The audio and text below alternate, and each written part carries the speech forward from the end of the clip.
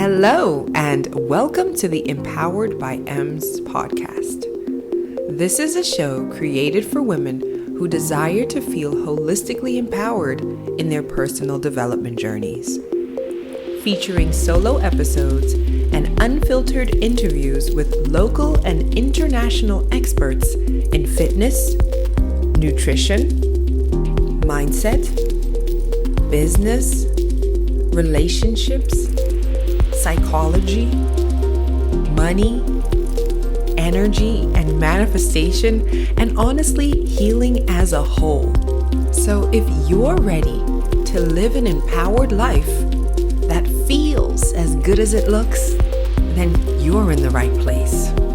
Let's dive into today's episode. Hello, everyone, and welcome back to the Empowered by Ems podcast. It is your girl here, Emily Kandanga, sitting with you, and I'm not alone today. Today I am so excited to bring and introduce my next guest feature onto the episode, onto the podcast. It is such an exciting time for me because I'm just getting to connect and have conversations with people who I've always admired, people whose work inspires me, and people whose work I love to refer my clients to, because there's just so much goodness to go around in this health and wellness industry in Namibia. In case you didn't know, there are actually quite a lot of people doing amazing work, and Meike is one of those people. So today we are sitting down to chat with Meike, and we are talking all about nutrition and how you can use the power of nutrition to heal yourself, to love on yourself, and to really just step into the version of you who you're always supposed to be.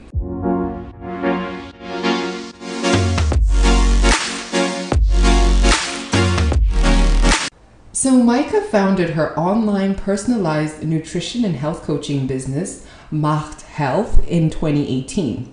Apart from her incredible journey and recovery from 2 spinal fusion surgeries, various other injuries, and hormonal imbalances, she has an incredible passion for sharing her knowledge with others. As a qualified nutritionist, health and life coach, she specializes in the fields of general nutrition, well-being, sports and performance, fat loss, and hormonal and pre and postnatal nutrition, as well as exercise programming. Oh my goodness, what doesn't Meike do? She's also published various recipe books, as well as workout books, as well as a 12 online course for women. I love the online digital space. I love teaching in that space. You get to reach so many more people. So I absolutely admire what Meike does. She's working with clients all over the world. Meike is also an avid cook and greatly enjoys running, cycling, weight training, and the great outdoors. So Meike, welcome to the Empowered by Ems podcast. It's so lovely to have you here with me today. And I would just love for you to please introduce you to my audience. If they've never heard about you, please tell us a little bit more about yourself, where you grew up, your journey. But before we do that, please, we were chatting about this offline briefly, what her business name means, what Macht Health means. I think it's such a powerful meaning. Please do share with us. Thank you, Emily. I'm so excited to be here. So I'm German, and in German Macht means might or power, but it's also a verb meaning to do or to make. So I thought it was quite a fun play on words to call my brand Macht, which I find is a powerful brand, or I'd like it to be that, but it's also all about what I'm doing. I love it. I love it. And now that I know what it means, I'm like, yes, it's what she's been doing. It's so powerful, everything that you do online. So go ahead and tell us a little bit more about yourself. So I was born in Namibia. I went to boarding school in South Africa at the age of 11 or 12, so I was in grade 5. I ended up studying in Cape Town. I actually studied interior architecture. I then specialized in project management, and I was running a big firm in Stellenbosch, an interior design firm. We were refurbishing hospitals all around South Africa to make them feel more like hotels. which again was brought upon this passion in me to help others just feel better. So it started way back then. I was also a competitive water skier from the age of 8 till I was 18. So firstly, that sport and fitness was always a part of my life, which is also why I had to have these spinal fusion surgeries. But yeah, so how did you come to, like, how did that happen? Like, yeah, I don't even know how to ask that question. My parents back in the day, they had a boat. They went to Van Bach Dam on the weekends and skied around there. Then when I was younger and we were living in Windhoek, they wanted somewhere to go to on the weekends for us kids, myself and my brother, to just be outside and be active and have fun. That's how we kind of got into it. And back in the day, it was a very big sport in Namibia and Africa. I was even the All-African champion in 2008. Wow. Yeah, so it died down for many years. It's slowly picking up again now. So there's lots of youngsters that are getting back into the sport. Into water skiing? Yeah. Wow. So, but we competed on an international level in Europe, America. Yeah, so I love that. A little unknown fact. Honestly, the fun facts are dropping. You guys should see my face. I'm like, what? But yeah, going back to running that firm in South Africa, I got total burnout. I had adrenal fatigue. You know, managing these multi-million-dollar projects, it's tough. Because nothing can go wrong. Nothing is allowed to go wrong. So after a couple of years of doing that, I decided to take a break, packed my backpack, my flip-flops, and I went backpacking through East Africa, South America, China, Europe, just did a bit of a world tour to kind of find myself, to find my health again, and most importantly to just be exposed to all these ancient cultures who all my life I've followed their sort of nutritional protocols, the way they live, because I've always been fascinated by how in tune these ancient cultures are with themselves, India specifically. So that was really a big turnaround. I then decided, well, I've got to earn some money, but I didn't know what to do. So I ended up sailing around the world for another 3 years for private owners. Working on their vessels, so that was great fun. Wow. Loved it. There I was also exposed to working with a lot of top chefs, because these sheikhs and very, very wealthy people, you know, they would employ the best of the best, and I worked hand in hand with some of the best chefs in the world. So that's really taught me so much. And that's also why I'm able to make healthy food so exciting. And delicious. And also create these recipe books and all of that. Wow. So, yeah, and then had to come home because I had this spinal fusion surgery. It was a bit of an emergency surgery. I've always lived with back pain from water skiing. And I was always told it was growing pains, and then it was this, and then it was that. And I just assumed I had a pinched nerve in my back, because I started losing control over my bladder, my legs. I had terrible nerve damage in my leg, and it turned out that I had all these fractured vertebrae, so much nerve damage, ligament damage. If you look at an x-ray of my spine, you see these beautiful white bones coming down, and then it's just this pudding in my lower back, just like a swirl of stuff. Wow. So you couldn't even identify the vertebra anymore. Wow. Yeah, so we rushed down to South Africa. I had the surgery, and that was the biggest turning point in my entire life, and also what led me to create Macht Health. I had to learn to walk again. I was told I'd never be able to run more than 20 minutes or so, which definitely wasn't good enough for me.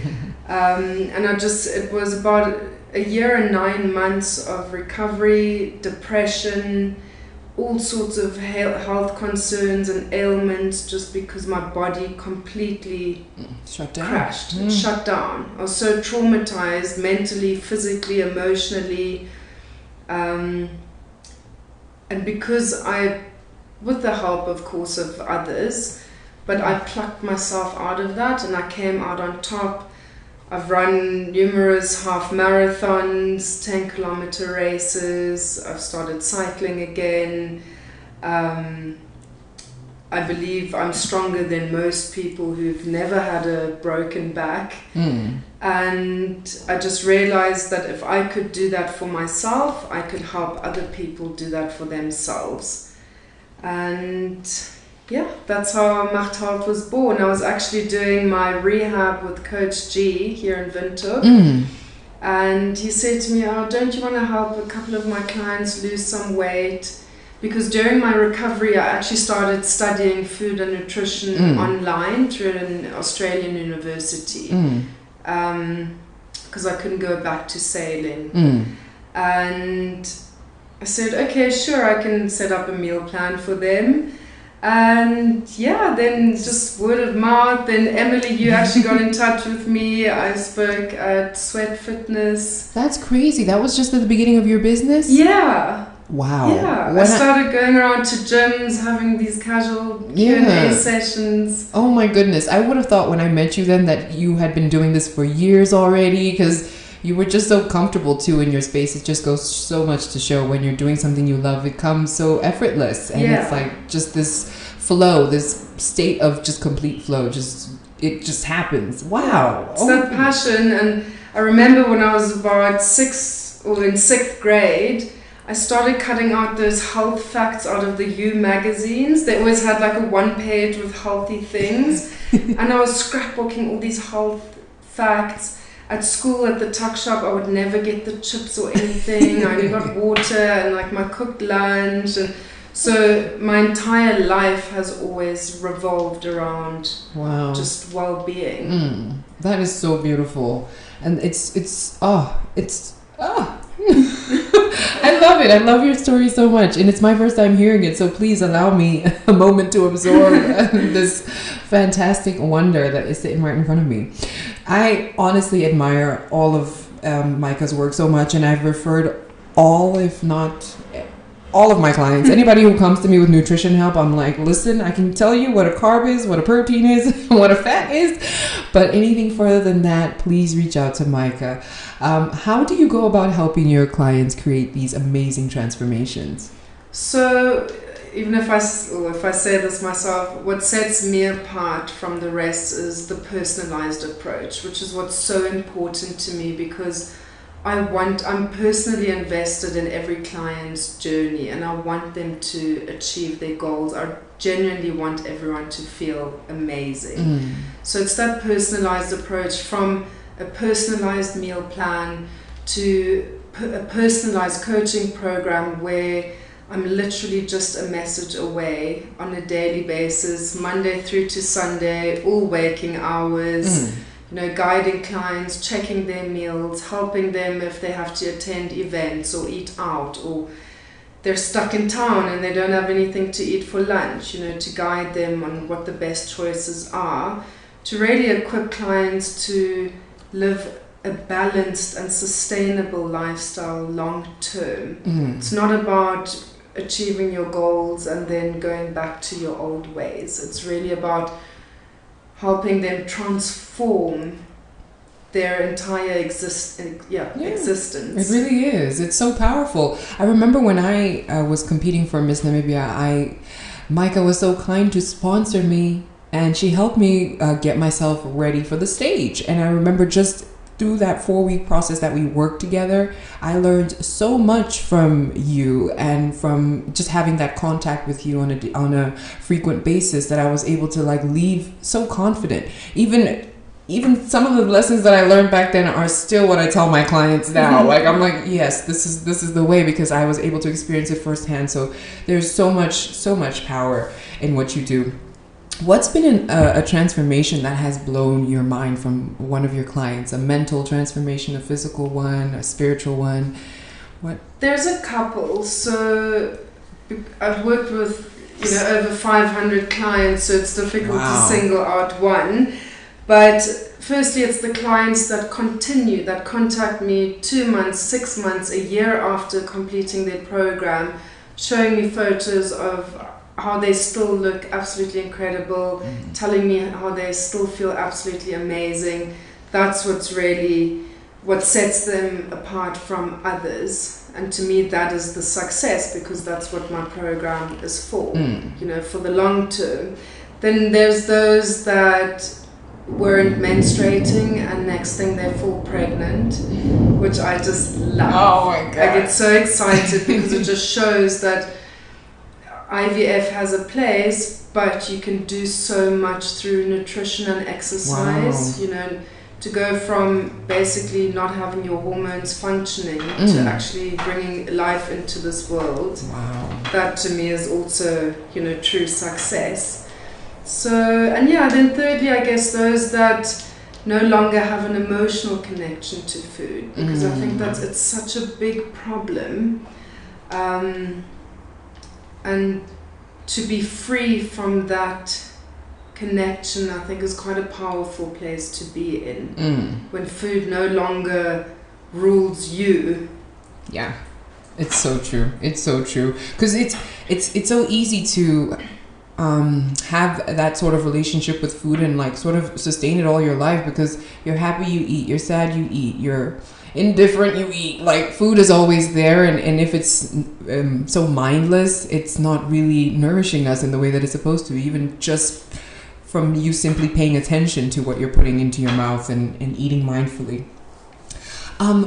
I would like to ask a little bit on, you spoke so well. You actually led into the next question about using food and using nutrition as an avenue to heal yourself from the inside out. I find so much power in that. I've only been able to see it now with my personal journey since taking food seriously. So it's been a work in progress since I worked with you. But now this year, I'm finally like, oh my goodness, I get it. I get a lot of it. I get the coffee, I get the alcohol, I get the sleep, I get the water, and everything is coming together, and I'm like, oh, okay. And I'm making decisions about my nutrition from such an empowered place, and from a place of, this is really loving on me. In the past, when I used to think about cutting out alcohol, I used to be like, what the hell? No. Why would I? I don't have a problem, is what I would tell myself. But now it's been so redefined for me that firstly, in my spiritual journey, like drinking alcohol, it affects your connection with source, with your consciousness, it's a higher self. So that for me already was such a turnoff. I was like, what? I don't like that. So that it made it a little bit easier for me to sort of let it go. And then when I thought about when I realized how good I felt without it, then I was like, okay, this is the spiritual element, and the health benefits are just compounding. So please do share a little bit on how nutrition can heal us. Do you believe that food can heal us from the inside out? And share some of your own personal experiences with that. Absolutely. I think nutrition is the number one thing. I don't even go to a doctor anymore. I can't stand them. They terrify me. But I think because I've touched on, the spinal fusion and the burnout and all of that, and the direction I'm really going in with Macht is the hormonal and prenatal and postpartum nutrition, because we're women and hormones rule us. So I wasn't menstruating for about 5 months. I came off the pill, which was really important to me because it has so many side effects, especially if you're on it for a longer period of time. And I had a normal period for 3 months. I felt great. I dropped some of that, that extra weight that you just feel isn't supposed to be there. My skin condition improved. I actually went off the pill because I started developing really bad cystic acne as an adult for no reason. Came off the pill, my skin cleared up. And then suddenly I wasn't getting a period. I was gaining weight. I just felt horrific. I had mood swings. I was so miserable all the time, just feeling really sad and unhappy for no reason. And I went to the doctors, of course, as one does, and they told me, no, I need to take progesterone and I need to take all these chemicals and pills. And there and then I just decided, no, I will heal myself. I've got the tools. I know what to do. And I did. Within 5 weeks of just changing a couple of things, I ovulated, I had a period, to the point where 9 months later, I'd actually fallen pregnant. Wow. So to me, that just reiterates that you can heal yourself with nutrition alone.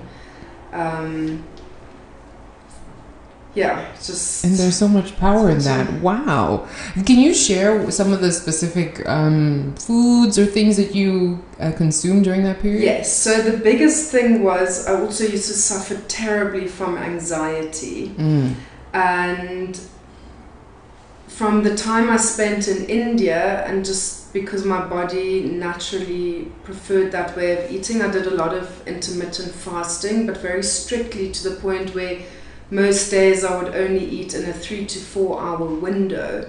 I would basically have my first meal at 4 in the afternoon, and then at about 7 I'd have another smaller meal. And this was the worst thing I had done for my hormones. So I started having breakfast within about an hour, hour and a half of waking up.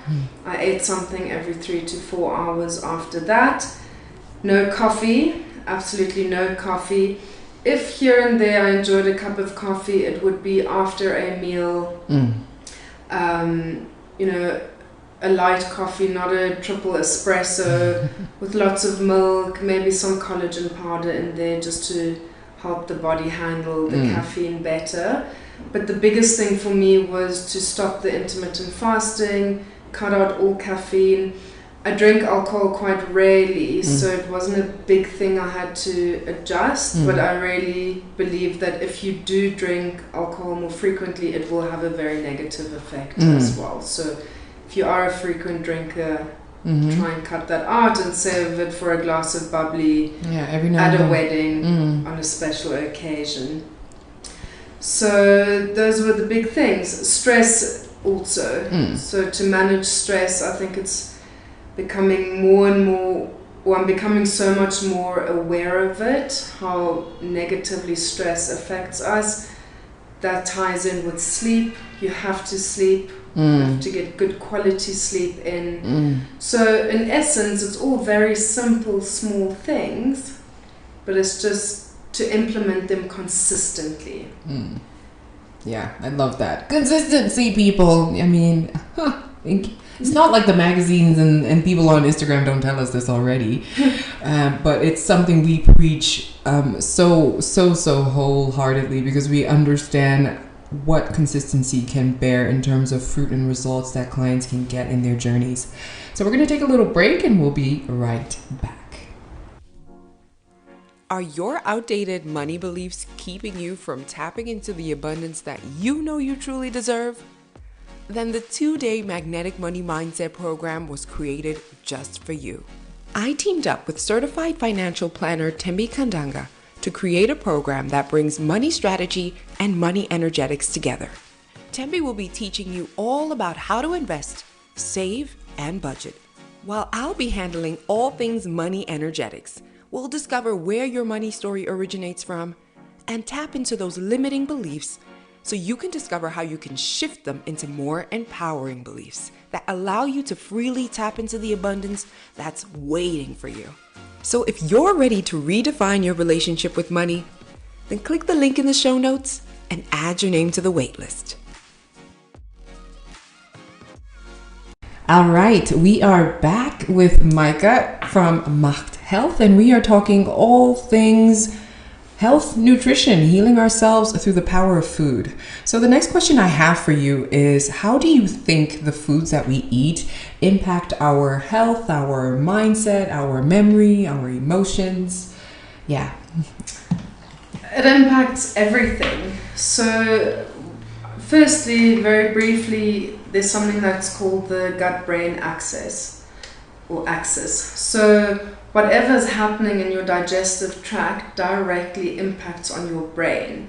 Our brain controls how we think, it controls our moods, how we feel, controls our whole body. So, that's a big thing where, you should really believe that your nutrition impacts on everything. Then secondly, which is even more important, especially for us women, is hormones. If you eat wrong, your hormones will be imbalanced. That will also lead to brain fog, mood swings, insomnia, anxiety, depression, even a poor self-image or body dysmorphia, where you don't see yourself as you really are. Because think about it this way, when you've got your period, you don't feel hot, feel a bit bloated, you might have a pimple on your chin, you don't feel great, you don't feel beautiful. But someone who doesn't know that you're on your period wouldn't see a difference. They would still think you look as fantastic as ever. So that proves that the way we feel directly impacts on how we see ourselves. So if your hormones are not regulated, you're going to be in that period space every day and not just for 1 week of the month. Wow. So yeah, basically, it affects so much. It can even lead to eating disorders, not because you're trying to lose weight and eat less or anything like that. It can literally cause these chemical imbalances in your brain because your hormones are not regulated, because you're eating badly. Wow. What a simple equation and a powerful one. Whoa. I can't believe that, because I now that you're saying that, I'm recalling some of my clients coming to me and telling me, no, I have XYZ, I don't sleep, or I have this pain, and they're just like, this is just how it is. It's just how I live my life. It's not how it's supposed to be. And there's definitely something that you can do about it. And you can start with something so less invasive and really a simple change as just addressing your food.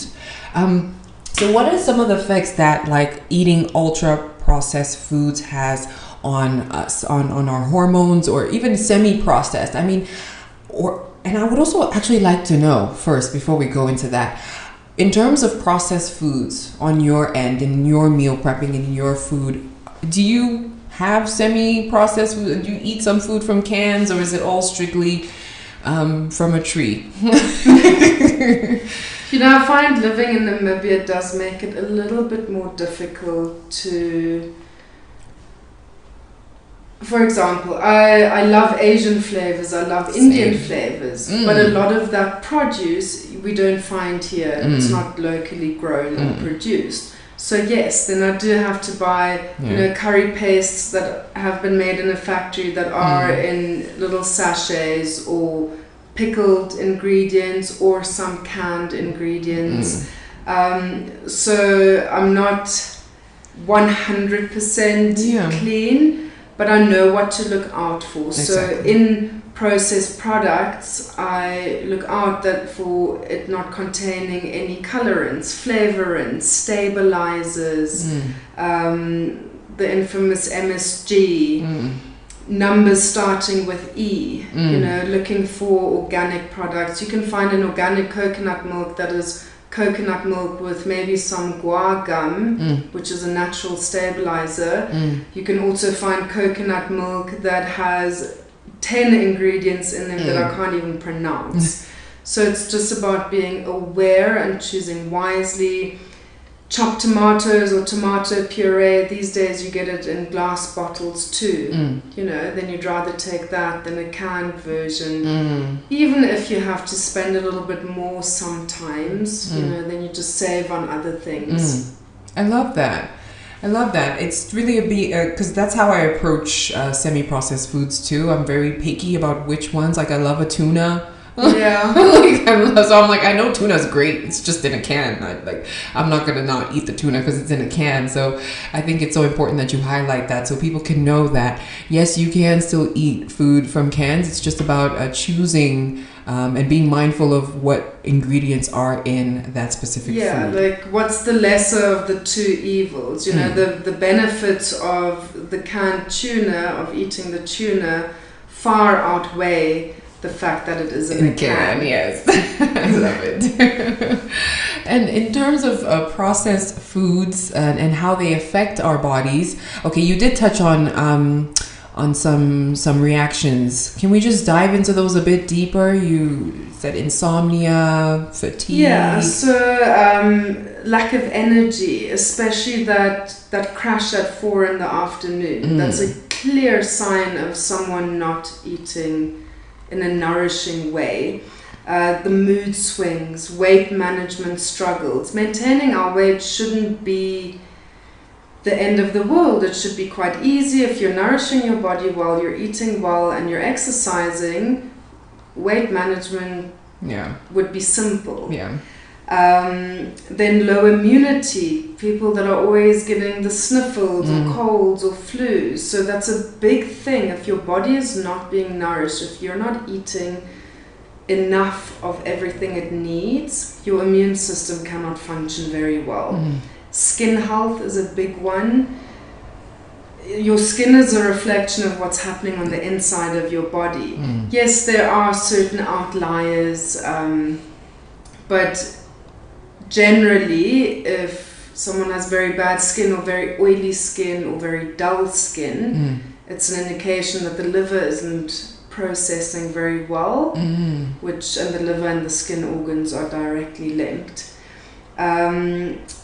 Other things, headaches, migraines, inflammation, general aches and pains, just feeling off. Poor recovery, so either from illness or surgery. If you get the sniffles, you should be fine after 3-4 days. If you've just had the common cold and 2 weeks later you're still struggling, that's a sign of poor recovery. If you do exercise a little bit and you're just finding that you're always stiff, that you're always tired, workouts are really hard all the time, again, poor recovery. Bad digestive health, constipation. So chronic constipation, that's a big one. I know a lot of people who suffer from that because they're just not eating well. And then also related to hormones, a low sex drive, low libido. That's a big one, or a big indicator of undernourishment. And undernourishment doesn't mean you're under-eating. It just means your body isn't getting everything it needs. The right things. Wow. And then also, you know, the highly processed foods, now we're thinking sort of KFC and all of that. So many chemicals, so many things that didn't even exist 30 years ago. And a big evil and is canola oil, sunflower oil. And I always feel bad talking about this because it's prominent in so many households. It's an affordable option. It's what everyone knows and grew up with. But it's just, it causes a lot of oxidation in the body, which means it ages your body at a quicker rate. Wow. And is that like consumed in any form, like heated, unheated? Like let's say I'm taking a spoon of canola oil in the morning or something. Any form. In any form. So, and imagine we fry a lot of things in canola oil, sunflower oil, the fat cooks, the chicken. Oh my goodness. So many things are fried in that. And that's just in our household. We don't even need to go out to KFC to eat this sort of wow. So that's why also, you know, if you're eating something more traditional like fat cook or whatever, rather fry it in pure sheep fat or cow's fat. It'll actually benefit you in a way. Tastes better and it's just so much more natural. The problem with canola oil, all these mass-produced products like wheat as well, it's just, it goes through so many chemical processes before it ends up on your plate, and that's the danger. That's the problem. Wow. So by the time it gets into your body, our bodies are kind of, it's so foreign that our bodies don't really know how to process it, and it becomes a danger. Yeah. Wow. I'm learning so much, friends, along with you. Now, I want us to touch a little bit on intuitive eating. I know at some point it was like this fad in the industry, like this whole eat intuitively, tune into yourself, and, listen to your hunger cues. I personally, once I heard the intuitive eating approach, I was like, this makes sense to me. I love this. It's not restrictive. I have freedom with my food, and I can kind of just see what my body is telling me and listen to that as a cue. So can you help us define intuitive eating, and if it's a practice that you share with your clients or use yourself? So intuitive eating is basically eating, listening to your body, identifying what does my body need now, as opposed to what do I feel like eating, because intuitive eating can be a very slippery slope. That's true. Because I feel like eating pizza all the time doesn't mean it's what I need to be eating all the time. So it's not something I would recommend to someone unless you have learned to be incredibly mindful with what you're putting into your body, unless you're consistently eating clean foods, nourishing your body with clean whole foods. So if you haven't mastered that, intuitive eating is not for you. Also, with intuitive eating, you need to be very in tune with your body. You need to know your sort of cues, general energy expenditure. Maybe, this week you've sprained your ankle, you're not exercising, well, then you should be eating less. And less carbohydrates, less high energy foods. You're preparing for a race that you've decided to enter. It's 2 weeks out from the race, then is a good time to eat a little bit more, eat more carbs. So you need to be very aware of everything that's going on in your body at all times. Little funny story, because I don't mind oversharing. So yesterday, I had this green smoothie with all the greens in it. I went for dinner. I had this massive spinach, red cabbage, carrot, beetroot salad. I consumed so much fiber yesterday. All night, I was visiting the loo because things were just moving. Where today I decided, right, lunch will just be eggs, no veggies until my stomach has settled.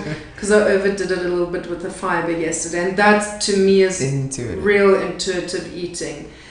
I've gotten to a point where I know exactly, I need some zinc. When I start craving oysters, I feel like, okay, my body is craving some zinc, or I really want some avo, then I know I need some omega oils.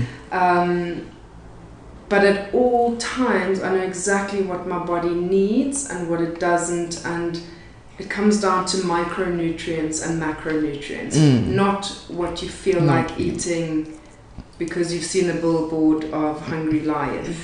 I love it. Yes, so tuning more actually into what your body needs and less into what your feelings are telling you to eat in the moment. And I love that. That's a great, great lesson for myself and my audience to take away from that.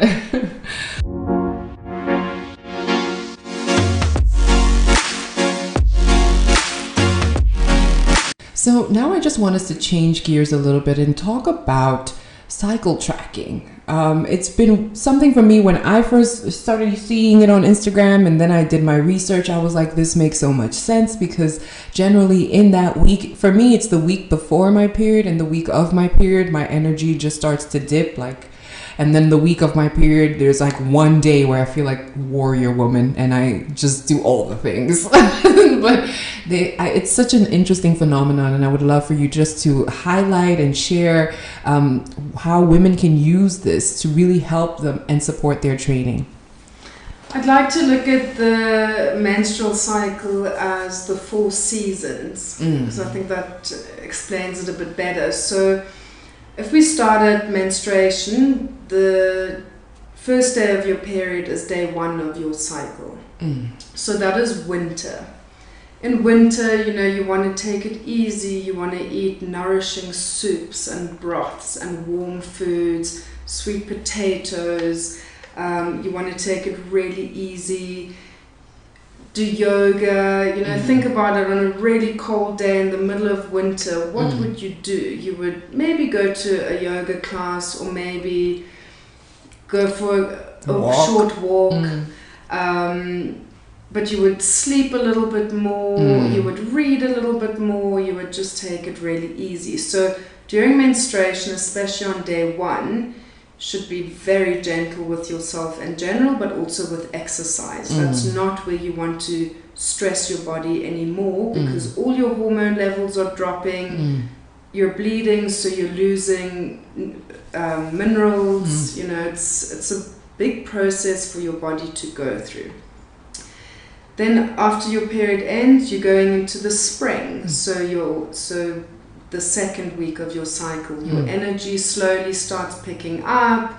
You're feeling a little bit lighter. You are sleeping better. Your mood is a little bit more elevated.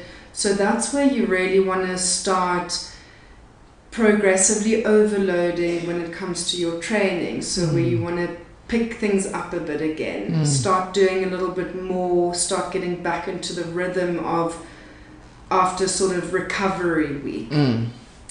Then ovulation is sort of around the middle of your cycle. That's the start of the summer, where around ovulation, that's where you want to push for your PBs, where you want to do high intensity workouts.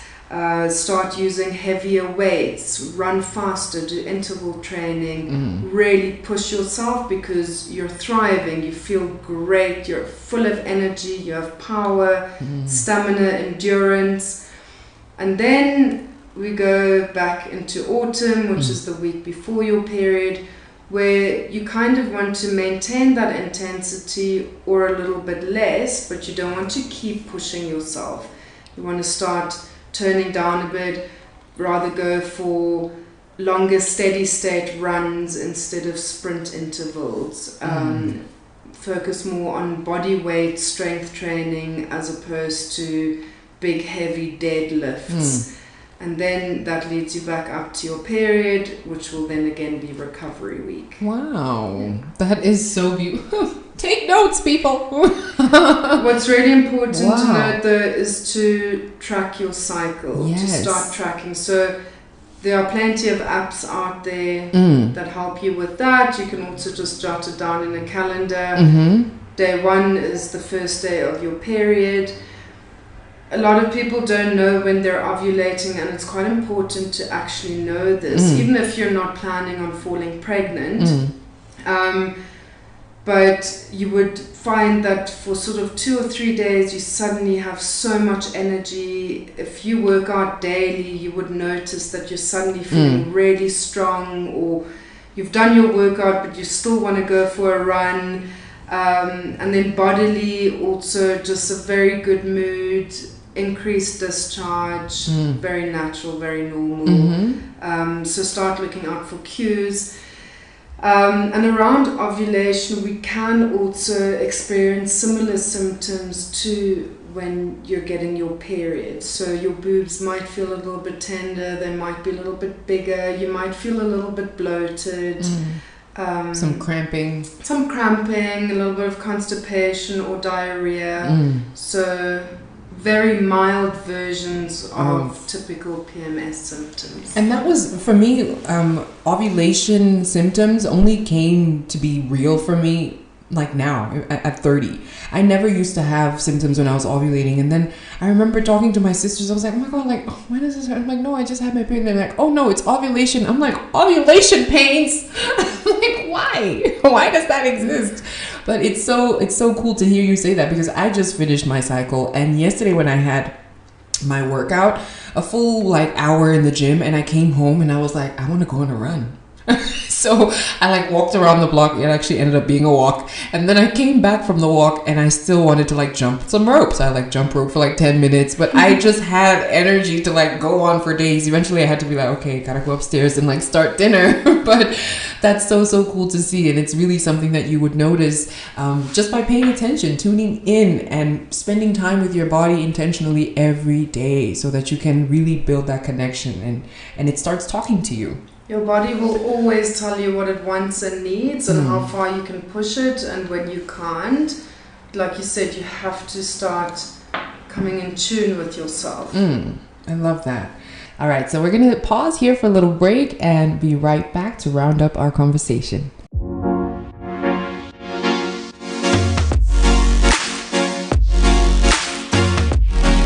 Okay, so we are back and ready to round up the episode. So Meike, I want to ask you a little bit on mindset. I want us to talk about something that I love chatting about, and that's mindset. So how important would you say is a client's mindset is when they come to you? Like, I would imagine that you don't want a client who you have to convince to cook the food and to eat the food. So chat a little about that. You know, mindset is the most important thing. Nothing gets done without the right mindset. So typically when clients join my programs, they are very excited, but it can often fade very quickly. And the ones that are set apart by that are the ones where that excited mindset stays. Because without a positive attitude, without the commitment, the dedication, they're making it harder for themselves. And then it becomes a vicious cycle where now you're feeling lazy, you don't feel like cooking, you've forgotten about your goals. Then tomorrow comes, you wake up feeling a bit iffy because you didn't have a good dinner, and then you're already feeling demotivated, and then by the next dinner you're kind of feeling so over it already, and then you go off plan or off track. And then I always say it's a lot easier to keep going than it is to stop and start again. I remind myself of this when I'm running, because when I'm running there are times where I want to stop and take a break, but then once I've stopped and I have to get going again, I'm out of rhythm, nothing's working anymore. So it's actually just so much easier to keep going. And mindset is a choice. You can literally choose your thoughts. You're in full control. You've got the power, and you can choose to be positive. You can always find the silver lining. I love that. It's really true. I feel like everything is actually rigged in our favor. We've just been raised and conditioned to think that everything is not, and everything is, working against us. But it's actually, if you take a look around and you take stock of some of the things that you can be grateful for, you'll quickly be able to see that there is so much to be grateful for, and it's all for you. It's not, against you. And we as humans, we're energy, and everyone around us is energy, and we absorb a lot of the stuff around us. So if you're around people that are negative and not dedicated to things, we feed off on that. So, but if you can be that bright shining star amongst all that chaos, all of those other people can actually feed off your energy. I have clients who work in big offices, and they've actually inspired everyone around them to make healthier choices just because of their excited, positive attitude around everything. So it can go either way. I love that. That's so beautiful. It's osmosis. That's the most wonderful thing to see with the work that we do, is how it trickles into our clients' lives and the lives that they touch. Because honestly, that's how they are an extension of our work. It's so beautiful. So what are some nutrition habits that you have taken on that you feel have changed your life? So, growing up in a traditional German household, we did always eat very healthily, always salad. Every meal had salad, lots of veggies, good meats, lots of, farm produce. When I was growing up, we didn't really eat out, we didn't get takeaway, maybe a pizza once in a while. But having said that, I still had less than optimal habits sort of in my adult years, where I was never really that fond of meat and I didn't like cooking meat. So, but I loved my potatoes. And carbs are not the enemy, they're not bad, but it's all about that protein to carb ratio. So I was eating too little protein, too many carbs in relation. And so something I've changed over the last few years is to really prioritize lean protein all day, every day, and it's made the world of a difference. And I feel it immediately, like over the festive season where we're eating at irregular times because we're at the beach and we're braaiing and things like that.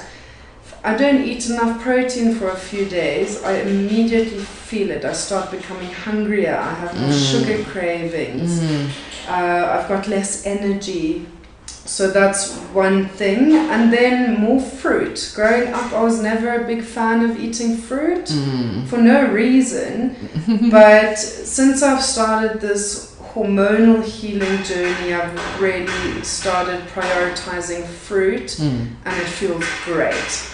It really feels amazing because it's nature's multivitamin. And they're so hydrating, and I was the same way with fruit. Please excuse the banging going on downstairs. There's some work happening in the complex, so that might just be what the last final minutes of the podcast episode will be like. I also used to really shy away from fruits and vegetables. And I think it was just that thing. We would look at it on our plates growing up and be like, why is it here? and I actually really enjoy exploring all the different fruits now. Like, there's so much natural sugar in sweet potato that I'm so obsessed with. And I'm like, what? Who knew? Carrots. I think too, growing up, the way food was prepared, we would always add a lot of things to it. Like, I don't know, we would make carrots and then add sugar to the carrots. Like, why? Or a sweet potato and add, make a sweet potato mash and add sugar. And all these things that I'm like having in their natural form. And I'm realizing, oh my goodness, it's so delicious just as it is. And obviously it was created that way for a reason, really to nourish us and to give us those macros and the micros. So where can people find you and get in touch with you for some guidance and tap into your services? So the best place is my Instagram profile, Macht Health. That's spelled MMACHT Health. There are direct links to send me a WhatsApp, to send me an email. Both my websites, so my informational website and my learning platform, are in the link tree. So that's the first point of contact. I post a lot of my day about eating, fun facts about food, workouts. So it's a really interactive space. I reply to all messages. Even health and nutrition questions are always welcome. If I have a Facebook page as well, but I'm not as active on that. It basically shares everything from my Instagram automatically. If you don't have social media, then my website is the best place to go. That's macht.com, MMACHT.com. And all the info is on there. I love it. I love you on Instagram. Like, I always know when I see your stories, I'm going to learn some new fact about pomegranates that I didn't know. Like, it's a fun thing you got going on. So now we're going to go to the part of the podcast where I just shoot some rapid fire questions to you. Let's dive into it. So if you had to eat one food for the rest of your life, what would it be and why? Vegetables. She's gonna eat all the vegetables. All the vegetables. Purely because it's the only non-animal food that still contains protein. I'd love to say fruit, but there's no real protein in fruit. Yeah. So you can actually survive on vegetables alone. Having said that, no diet, or all diet should be all inclusive. Yes. We don't, everything is there for a reason. But vegetables could be the way to go. I love that disclaimer. It's so on brand. Now, if there's what's one thing that you're deeply grateful for? I didn't share this one with you. No. Deeply grateful, in an extended way, my family. Without them, I'd be nothing.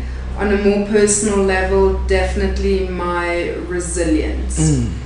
So if I had to use one word to describe myself, it would be resilient. And that is just to keep going regardless of what's going on. Yeah.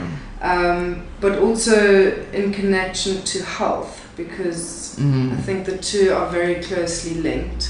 Love it. Love it, love it, love it. What's your favorite nutrition quote? It's not nutrition specific, but one thing I'm always saying is planning and preparation are the keys to success. I love it. If you, It is. She's saying plan your meals. Plan it. Don't be obsessive, but plan your workouts, plan your life, manage your time. A lot of the time I see people fail because they're not managing their time well. So if you plan a little bit and prepare, just makes it so much easier for yourself. Yes, a little goes a long way. And what are your thoughts on sugar? Not all sugar is bad. You've touched on this, the sweet potato, the carrots. There are so many amazing natural sugars, fruit, honey, raw sugar cane. All these foods that are high in natural sugars have so many benefits, and our bodies actually thrive on these natural sugars. It's important to not consume sugar without protein for optimal blood sugar balance, because blood sugar balance is directly connected to hormonal regulation. It's the refined sugar that's terrible, the crisp white sugar, the pastries, the sweets, all the very processed things, all the sugar with color in it. So something like your Energate, it's marketed as the sports drink and it's electrolytes and it's really good for you, but it's literally sugar water with color and flavorings, and it's a bottle of chemicals. So that's the sugar that's not good. But I'm all for nourishing your body with sugar. I love it. So you have not cut sugar out? No, so I don't eat refined sugar really. But like I said, I eat a lot of fruit, I eat honey, I eat all the carbs. If I make a hot chocolate, I'll use cocoa powder with some honey, as opposed to, I don't know what brand it is, but the old school typical pre-made hot chocolate powder. So again, it's all about being mindful and almost deconstructing the foods and bringing it to its most natural, like bring these pieces together. I like that. Eat from the earth. Eat from the earth. Make your own hot cocoa. I started doing that, and it was much more delicious than the Milo. Yeah, for sure. And what is one thing that you think every regular Joe Schmo out there should know about nutrition and food that can empower them to make that shift and make healthier choices? What really comes to mind is what I just mentioned, is eat from the earth. To almost go back to your roots, go back to how we were designed as human beings. How are we meant to live? How were we meant to eat? That's something I remind myself of all the time, and I often talk to my clients about the cavemen and the bushmen. But we're living in such a fast-paced modern world, it's very quick to lose sight of who we really are and what we're really supposed to be. We're meant to be incredibly active. We're meant to eat from the earth. We're meant to eat things in their most natural forms. and we're meant to just be in tune with ourselves. And with nature. With nature, be in tune with the moon, the stars, the sun, wake up at sunrise, wind down at sunset.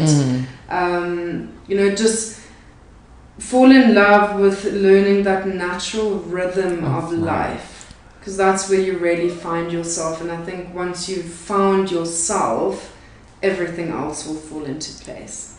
Ooh, that was so beautiful. Oh my goodness. I loved that. What a beautiful way to end this episode. Micah, thank you so much. Thank you for having me. I honestly can't thank you enough for coming by and spending some time with me today and really sharing the wealth of knowledge in there. I could talk to you forever because I'm just like, and then what? And then what about the syrup? Can we put syrup on our pancakes?